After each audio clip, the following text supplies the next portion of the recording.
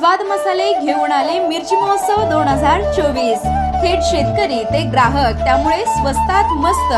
घ्या संकेश्वरी मिरची 180, गुंटूर मिरची 280, लवंगी मिरची 240, बॅडगी मिरची 320, काश्मीरी मिरची 580 रुपये किलो।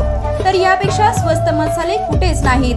जिरा 390, धणा 160, खोबरे राजापुरी 160। तेव्हा अस्सल चवीची पारंपरिक चटणी बनवण्यासाठी स्वाद मसाले पलूस आणि विटा।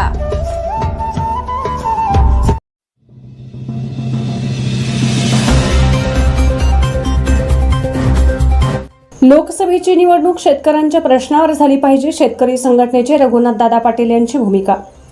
आज लोकसभेची निवडणूक येऊ घातलेली आहे। ही निवडणूक 2024ची शेतकरी प्रश्नावर आली पाहिजे, हा आमचा अट्टहास आहे, अशी भूमिका रघुनाथदादा पाटील शेतकरी संघटना यांच्या वतीने मांडण्यात आली।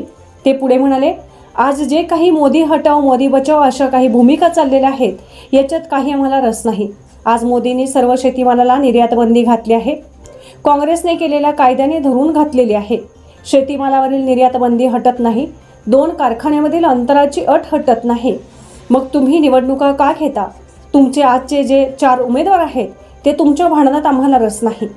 म्हणून मी लोकसभेची निवडणूक लढवणार आहे आणि 15 तारखेला अर्ज देखील भरणार असल्याचे शेतकरी संघटनेचे नेते रघुनाथदादा पाटील यांनी पत्रकारांशी बातचीत करताना सांगितले।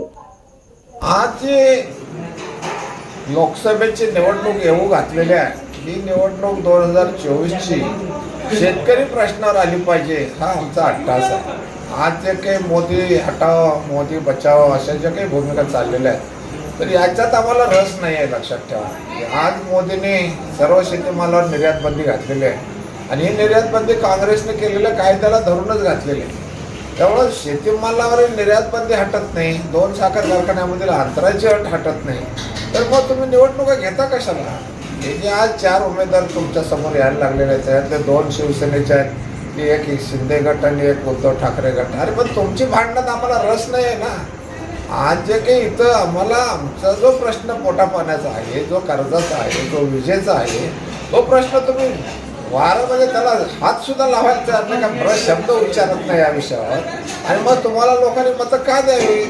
हे जर का तुम्ही आमचे प्रश्न घेतले तर मी माझी उमेदवारी मागे घ्यायला तयार आहे, की तुम्हाला पाठिंबा द्यायला तयार आहे। परंतु तुम्हाला हे घ्यायचं नाही आहे आणि तुम्हाला केवळ उद्योगपतींच्या पैशावर तुमच्या निवडणुका चालल्या आहेत, कारखानदारांच्या पैशावर तुमचं चाललं आहे, तर हे आम्हाला मान्य नाही आहे। म्हणून माझी ही उमेदवारी आहे आणि मी या निवडणुकीमध्ये विजयी झाल्याशिवाय राहणार नाही, कारण सर्व शेतकऱ्यांचा पाठिंबा आता मला मिळायला लागलेला आहे।